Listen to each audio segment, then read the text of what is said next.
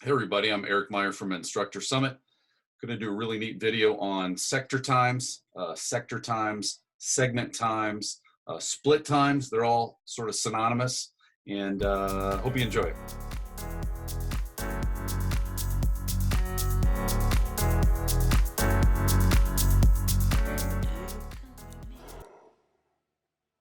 Hey everybody, it's Eric Meyer with Instructor Summit. I'm going to talk about sector times today, do a little brief introduction, just what is it, how does it work. But before I do that, I wanted to invite you to this Facebook page that I started, which is all about instructor resources for new instructors that are upcoming, current instructors, and legacy instructors that are looking for how do I get better. I started this because new instructors approach me and said, "Hey, Eric, I'm interested in being an instructor. Can you tell me what to do?" And there wasn't a lot of content or resources. Conversely, several senior instructors that I know said, my organization doesn't really offer any continuing education per se, and I would like to know more. I'm open, but I don't know what to do. So this page is for you. There is some neat events on here. Here's our Ross Bentley event going on. There's a lot of entry level data and a lot of workshops. That's really what I'm doing. A lot of neat stuff. I want to direct you, if you're interested in getting better, to this Google Calendar page, and I'll put a link below so that you can see this. Everything in yellow is an opportunity for instructor or data, or an instructor wanting data, or any really driver wanting data development. This is information. Here's somebody that just signed up for a Ross Bentley event, which I'll tell you about later. I'll put a link below. That's the same information that's on instructorsummit.com and is pumped to right here. So we got some Apex Pro, Facebook Live. We got Roger Cadell in Mexico City, and anything I find, I'm putting it on here. We got my good friend Chris Torres. That's going to do some shock and suspension and spring and sway bar, all kind of fun stuff. There's dozens and dozens and dozens of. Here's a Road Atlanta event. There's dozens and dozens of events right there. Let's get started. We're going to put 15 minutes on the clock right here, and we're going to go through this. I'm going to tell you a little introduction to sector times or split times. Formula One uses sector times. Sector times or split times or segment times can be a wonderful and positive, motivating experience, especially when you might get down on yourself and you're going, man, I didn't turn my best lap time. We've all been there. Chasing a better lap time is not the way to go. You want to chase the best lap time you can get for that event, because track conditions, tire conditions, air density, temperature, humidity, all these traffic, all these things play into the equation of producing the best lap time. So throw that out the window, but use sector times or split times to help you get there. Psychologically, it's a super great motivational tool.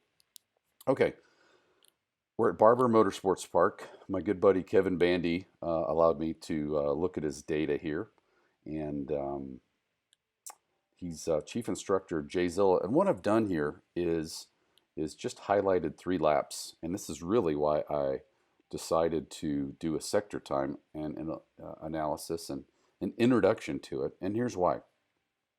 So we got the 3 big channels, right? The ones that everybody needs to know, and you just can't look at them enough.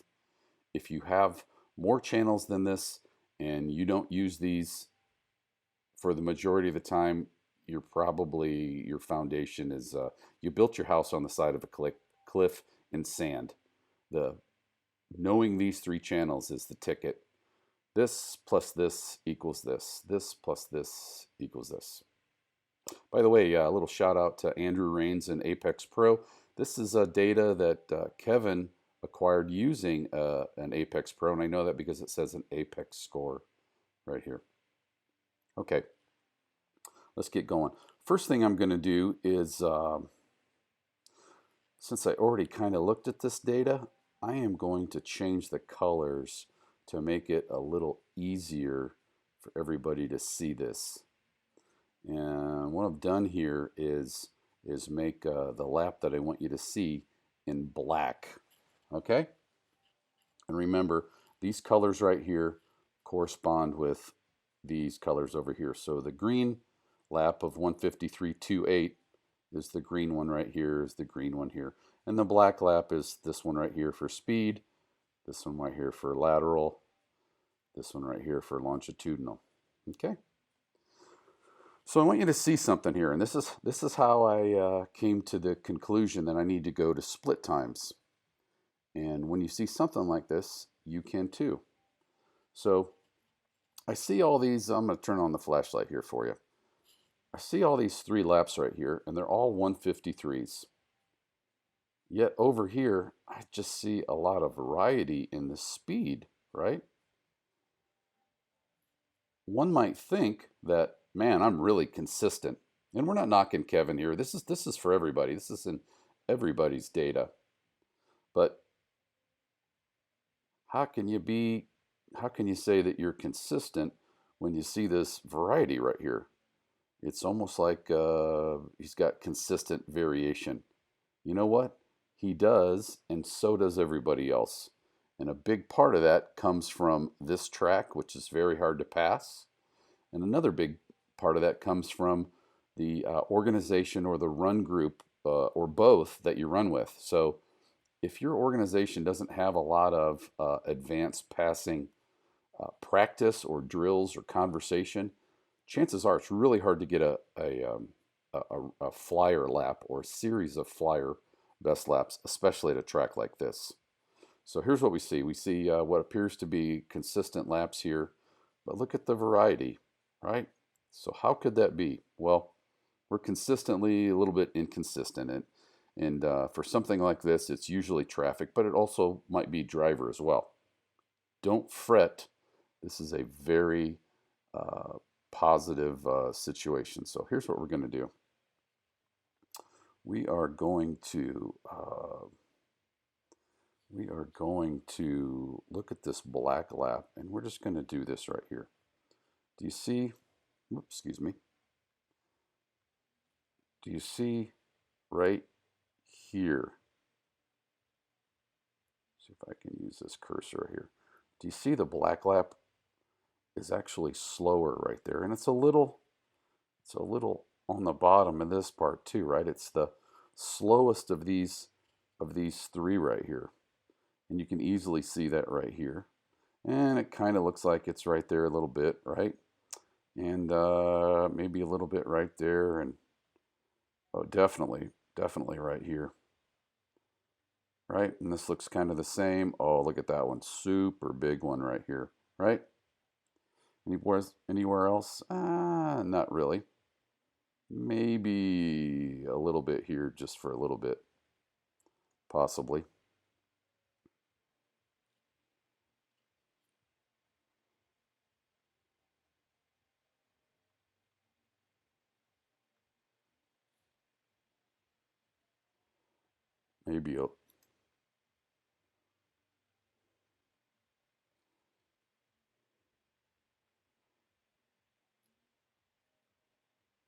Maybe a little bit right here.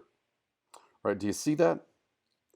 However, what we found out is even with all that, where those areas were sort of the slowest area on track, right, or the slowest portion of that little segment right there was the black lap. Look, so what has to happen in order for us to all make this work is, I bet you the black is also faster in some areas as well. So let's take a look at it. I'm going to change the colors right here real quick. And let's do this green right here. And I'm going to come over here and say, where's the black the fastest? You can see it right there. You can see it right there. You can see it right there, right? You can see this big one. This is a huge big one right here. Here's another big long one. Here's a really nice one. Looks like right in here and down there, right? So it's basically the combination of both of those, the consistently inconsistent, resulted in this right here. So what that tells me, if you have this data, what this tells me is there's probably, if you put all these variables together, there's probably something a lot faster than 153. And that's where split times come in, and it's right here. So I've segmented this track, and we'll get into that in another video. But what you need to know is the segments are right here. So with the start finish being right here, the first segment is here, then the second segment is here, and I define these, then the third segment, and so forth and so on, right?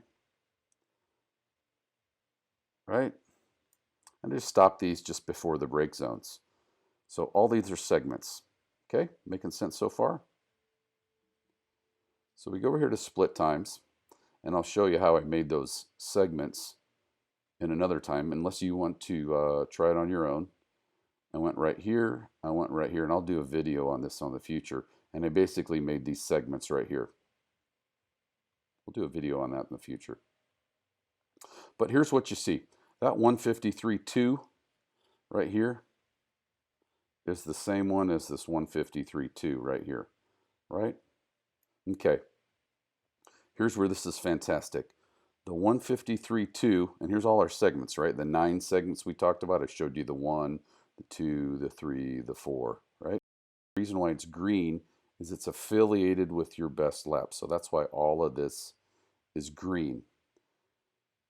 The yellow is the best segment. In other words, yeah, in lap 7 we did our best, or we did our best overall lap, but for sector 1, right? For sector 1, the best lap, that 7.551, right, was in lap 6.